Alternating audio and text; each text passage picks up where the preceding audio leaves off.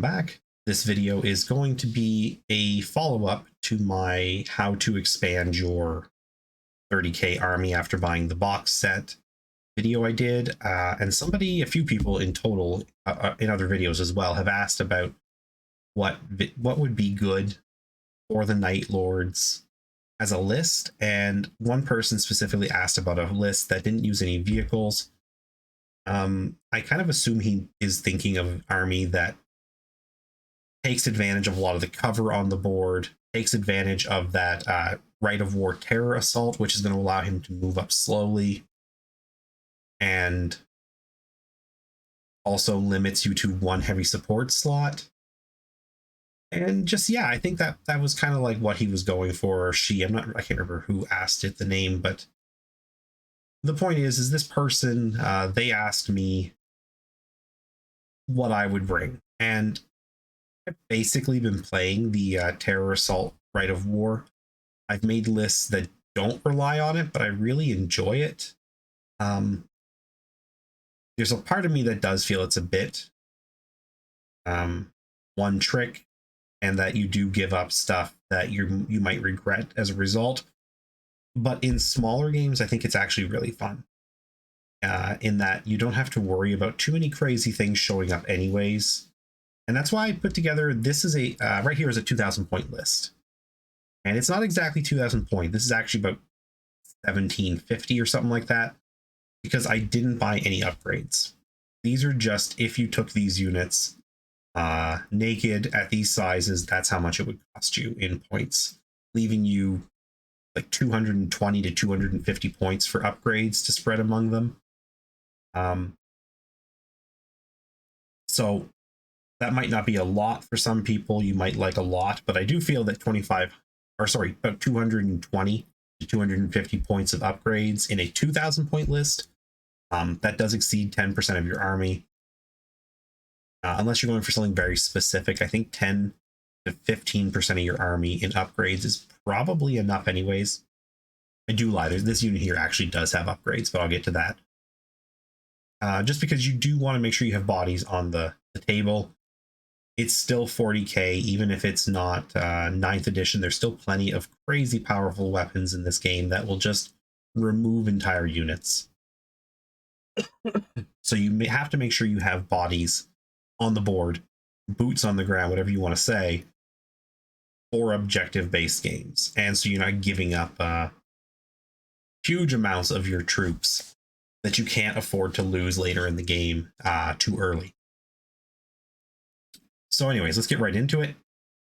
This 2,000 point list, I brought two characters, a Praetor named Colonel Strachan. I keep forgetting that guy is listed with a weird name. I got to change that. And then just a Centurion. Again, no upgrades. I didn't pick what I would put this guy as. I really think, like everybody has said, chaplains are very strong. But also as a champion is a really cool option too, because he is a sort of a cheap second Praetor that you can get, at least as I understand it.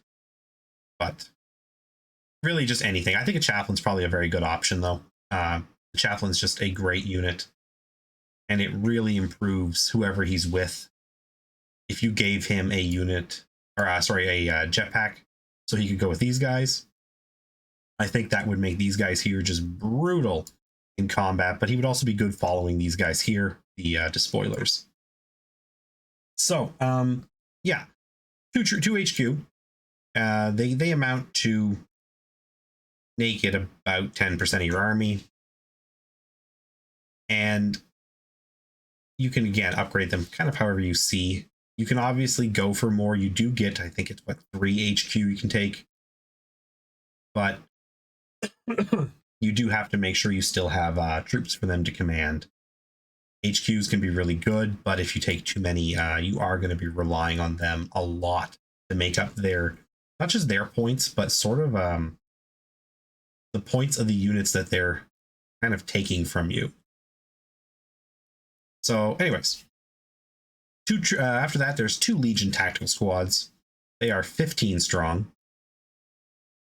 I really strangely stack these guys up like this. I don't know why I didn't do 3 rows of 5, but I didn't.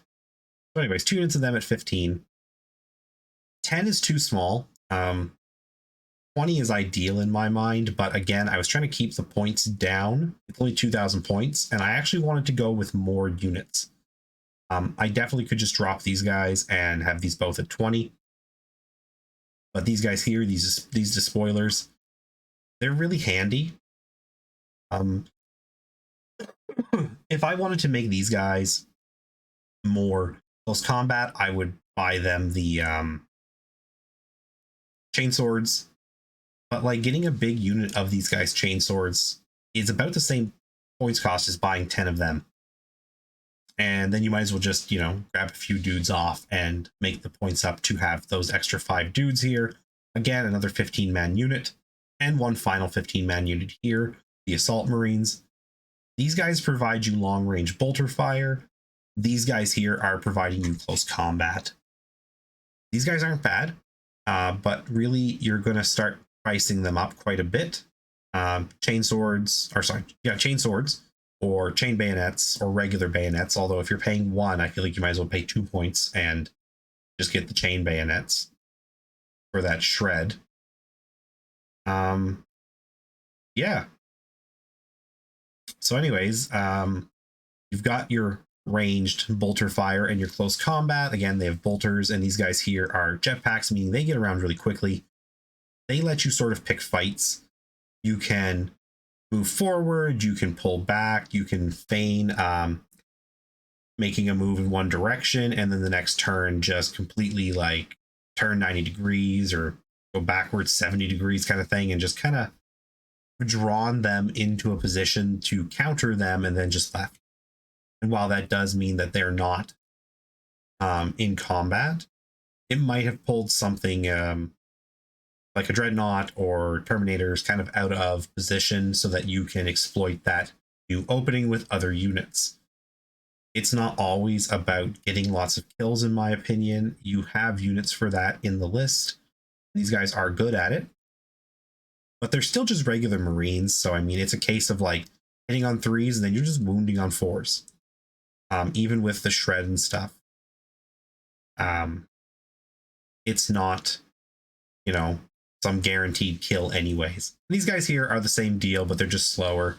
You would just be running these guys up, trying to get them into position for a assault that is, beneficial to you, but you could also even combine these two and just do one big assault with 2 units coming at different angles and really just swamp one enemy unit and try to get rid of them in one go. I think the one thing that the Night Lords do suffer if you go for this sort of only foot method is that if you don't get rid of enemies efficiently and quickly, you can be put in a position where these guys get stuck in a combat and then something like a Leviathan walks in, and yeah, they can hurt the Leviathan, but the Leviathan is going to tear them up while they're, putting on maybe 1 or 2 wounds a turn if you're lucky. So you want to be able to get through these guys really quick, and having 2 units assault could be helpful. And because these are all line, it's also nice to have multiple units that can go and grab different objectives, because that does force your opponent to, react to that as well. Anything you can make your opponent react in versus them making you react is a really good choice and a really good way to play. Again, a lot of times you're just going for like sort of that alpha strike, shock and awe kind of move. You just want to wipe out some units really quickly, but that's not always going to be possible. And this list isn't designed for like massive casualties really quickly, because we chose not to use vehicles. And that means we are limited on our heavy weapons. So being able to just force them to react is also really good. And then I have 5 of these guys. These are the only thing with upgrades here. They're just recon with Nemesis bolters. That allows you to have something in the back that can, in theory, again, allow you to force your opponent to come after you versus you have to go after them, because a we call them here, the reconnaissance squad. They are line, meaning that they can hold a back objective and they still have those nemesis bolters for doing some long range damage. And yeah, I like them. They're cheap. A little expensive with the bolters. I think they're like 135, I think, for this unit of 5. But it's still not too bad for what it does. And yeah, and then going over here, 2 Contempters. I would say, for me, a Fist and the Gravis Las Cannon kind of gives you the best of both worlds. But you're going to know your opponents, so the way you spend your upgrade points is sort of on you. Double Fist, if you know that you don't have to worry too much about them sitting in the back. If you know they're coming towards you, 2 Fists is fine. Honestly, it's nice to be able to shoot their vehicles with a las cannon at range, but you can also go and just run in and get those Dreadnought Power Fists to play, and they'll do a lot of damage too. And for fast attack, these are Javelins. Javelins are a crazy good unit. They're fast. They have a relatively decent toughness of, I want to say, 6. And these things can be covered in weapons. Now, it does make them very expensive, but you can have a multi-melta, a couple of las cannons. I think they can carry 2 hunter-killer missiles. These guys here are going to be really good for getting around the board quickly and going after the heavy support units that you can't go after. I would also suggest running these guys separate. Again, each of these is going to take up a fast attack slot. You're not using all 3 anyways. So having them separate is fine. And that means you can move around independently and cover the most ground and come at their heavy units from more angles. And getting these multi-meltas up close to the big stuff is going to be nice. Even with a flare shield, the multi-melta is highly effective and a very strong deterrent for them just, leaving those vehicles exposed or alone. So again, it's one of those things where it's going to make your opponent have to screen his heavy vehicles. He'll not be able to just leave a Land Raider on its own because he'll see that this is a threat that is going to quickly get within that 12-inch range and just, tear him up. I think the average dice rolls on one of these for penetration is a 15. So I mean, even with flare shields, that's already at the glancing. So these are really good. I think these are worth putting the points into. The only downside to these is I would definitely suggest trying to find a way to make your own, because they are so expensive. I want to say they're like 130 Canadian a piece if you go to buy them from Forge World. I have a hard time with that price. It's just a land speeder. Even if it's a really nice one, it's a land speeder with some extra weapons glued on. So I think a little bit this one here, they're taking advantage of how good it is. It's a case of let's make a really strong weapons platform that has a lot of uses and versatility, and then let's just price it at a point where you're really kind of forced to either concede and just buy it or just feel like you're left out, and that long term is how they probably get a lot of people to buy stuff like this. Because again, it's just a land speeder. Land speeders in 40k, there was a point where you couldn't give those things away because nobody actually wanted to use them, and now they have something that's this awesome, but it's priced in a way that like a few years ago that would have bought easily 3 or 4 brand new land speeders. And now this is I'm not going to keep talking about that because that's just complaining about prices. I don't like to do that too much, but as I've said before, it's hard not to complain about prices when you see stuff like this. And finally, for heavy support, I do think you have a couple of options, but this one's the best simply because it is the most survivable. The Leviathan Dreadnought is incredibly tough, and it has a lot of firepower you can give it, and you can really change up its role on the battlefield. And because this person said no vehicles, this addition's really nice because all of these not that long ago would have been vehicles and now they're not. This is how you can really do it. If these were not toughness units, I'm not sure I can make this list as efficiently, because essentially you just want to take a heavy support squad with like las cannons or something, and they're still just Marines. And having only your one troop choice would make it really hard, because you'd have that one group of Marines with las cannons, but they aren't going to be able to cover the whole board. This thing here, because it can move, you can get much better positioning with it. I don't know what weapons I would say are best for it. I do think that this cyclonic, whatever it's called, melta gun thing is really good.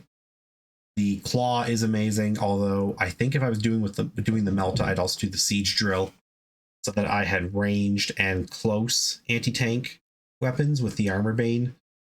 Because again, trying to get rid of enemy tanks is sort of what these things are for. And all three of these are still really good getting into combat with infantry, because if you have just one fist or one drill, they're still good at killing infantry. They're just not as efficient. Yeah, that's the 2,000 point list I came up with. If I was going to expand this to 3,000 points, I would definitely throw in Terminators,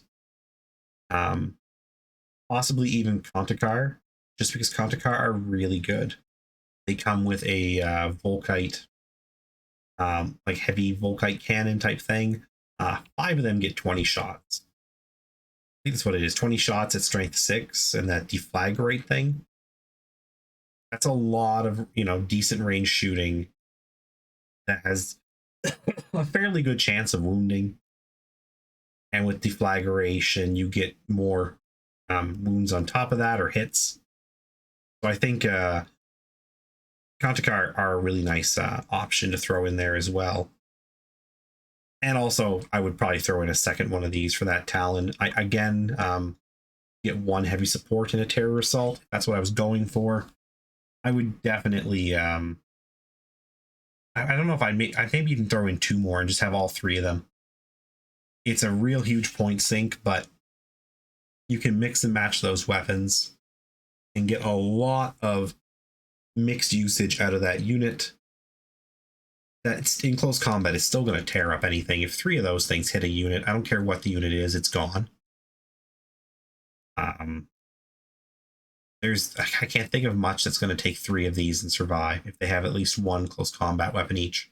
So I definitely think Leviathans are pretty much a must if you're playing Night Lords and plan to do Terror Assault. And I currently have 2. I plan to get a 3rd. And I have 1 that's 2 Siege Claws.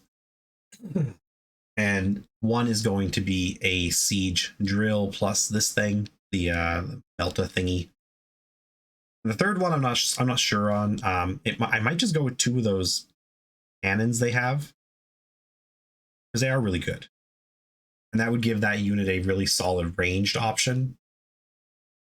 It would still be really good at close combat, and it would have decent anti-tank because of all the the Melta and the fists and stuff. So I think that's probably how I would do that if I was going to bump that to 3,000 again, and be more of these and some Terminators. Because you've already got all your line soldiers. Maybe extra points. I might just bump these unit sizes up as well, just to make them more survivable. And as a bonus, I'm going to do one other list. This would be one that did not use Terror Assault, and it has a lot of the same features. It's got lots of tactical Marines and some more assault Marines, and I have a couple of squads of tactical support units. And depending on how many points I had, I might run them with flamers and give them a rhino each.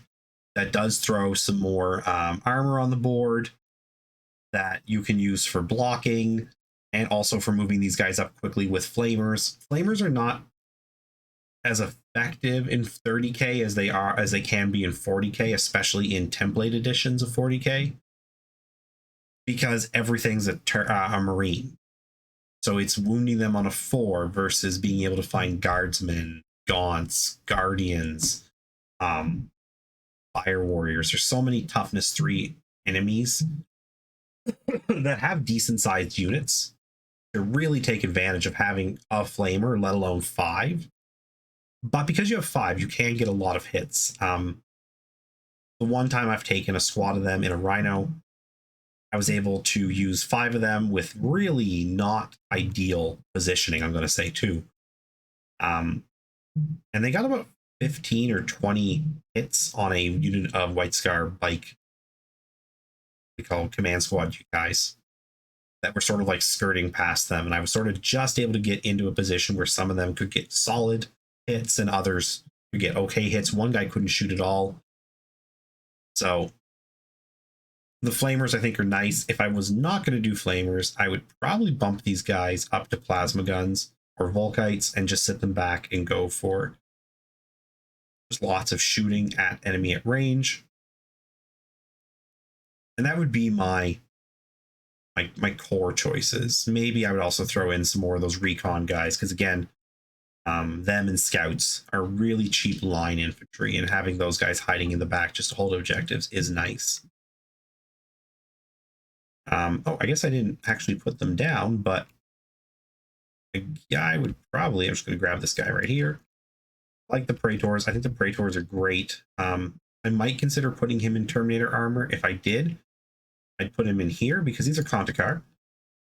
And I'd have the Contakar in a Spartan. Just because I like the Spartan. It's very expensive, but it has a lot of anti-tank. Although now they have those, what are they called? The Proteus carriers are coming out. So I guess I do have to consider them. I really, again, I don't know much about 30k. So there's things that I miss. And as they release these plastic kits, I'm getting a better understanding. So I might even swap this out for Proteus Carrier, because I think a Proteus Carrier can hold a few guys. And if it can, then I really feel like that's, for the price difference, a lot better. Because a Spartan's $350, and then by the time you put upgrades on it, I think you basically have to also at that point, once you're at like 400 and something points, I feel like the flare shield's pretty much mandatory. Yeah, the Land Raider Proteus is actually relatively cheaper and holds enough dudes that, yeah, you could put your 5 Contakar and your Praetor in there with no problem. And you can have, what does it come with? It comes with a 2 Sponson Travis Las cannon. And you could take multi-meltas and front-mounted twin-link las cannons. So was that 5? Yeah, that's pretty good. I think I'd probably switch that out for a Proteus carrier. It's going to be like 2/3 the points of this Spartan thing, maybe less, and still get the same job done. Yeah, I would probably swap that out for a Proteus carrier, which also I think has a smaller profile, which can be really handy. This thing's awesome, but this thing's impossible to hide. I also figure I would want 2 of these guys, the Sicarans. I would want them, I think, just plain, covered in bolters and those like autocannon things they have, because that's like between 2 of them, like 40 shots, and they're gonna tear up infantry even with saves. I think a lot of Marines are going to go down to this kind of thing. But, again, you can always swap it out for las cannons and stuff. It really just depends on what your opponent's taking. I do think that it's one thing that I'm not seeing, because I'm not playing against anybody that's been playing this game. I'm not coming across anybody with the crazy collections like I might in other parts of the country if I were still living in those. People who already have large Horus Heresy collections can break out stuff that I just don't have access to.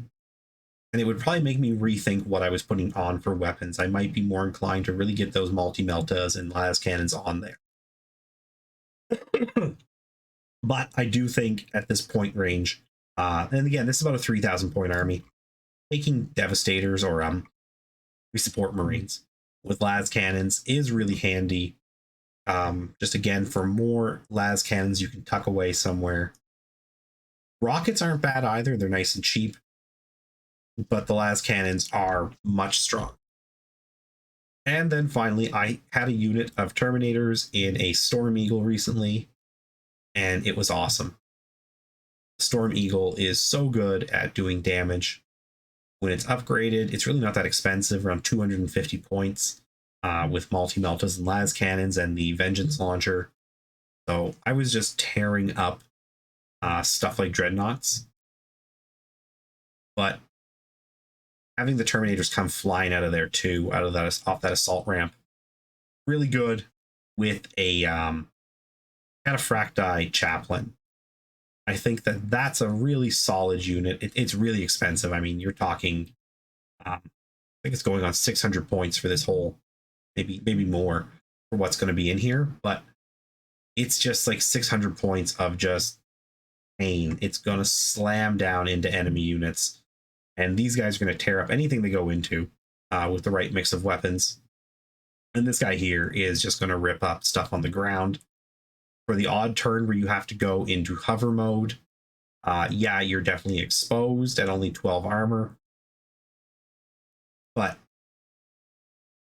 I mean, it's one of those things where you just take that risk. You do your best maybe to deploy these guys while this thing's, somewhat hidden behind a large building, at least get some cover on it. And I just think, yeah, like, this is a really strong unit. I keep saying that I don't like building it. I didn't have a good experience, but the model looks awesome and it does play really well. I can't get over how well the Storm Eagle plays in this game. It's like when I first used it back in like 6th or 7th edition 40k when I first bought it, and it was just so good. I think it was 7th edition. It was an excellent choice for me to buy. Even if it wasn't fun to build, on the table, it's so good. And I really do recommend this vehicle if you can stomach building it. The more I play with it, it really does get better and better and sort of take away the pain of building it. And yeah, that would be a different list. This is one where I would not be using Terror Assault, obviously. And I think it gives you still a lot of options for taking and holding objectives and for removing the enemy. But it's, again, once you're at like 3 or more thousand points, it's really all down to what your enemy is taking. You need to make sure you can counter that stuff. So you need to be able to stop tanks. You need to be able to stop possibly Titans. Now we have the Mechanicum book out. I mean, there's got to be a lot of knights on the board in a lot of areas that are, seeing heavy play.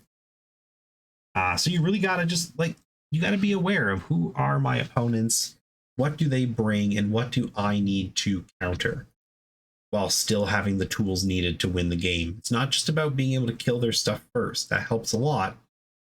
But GW's been doing a lot when it comes to match play in terms of punishing the Alpha Strike lists by making the game still winnable even if you're tabled. I don't actually know if I checked into that. I think it still is a thing in Horus Heresy. Maybe in Horus Heresy getting tabled is still auto losing. I'm not fully against that, but 40k did get to the point where it was just about wiping them out by turn 3 or 4. And it didn't matter how many objectives they were able to secure, they were just gone, so you won.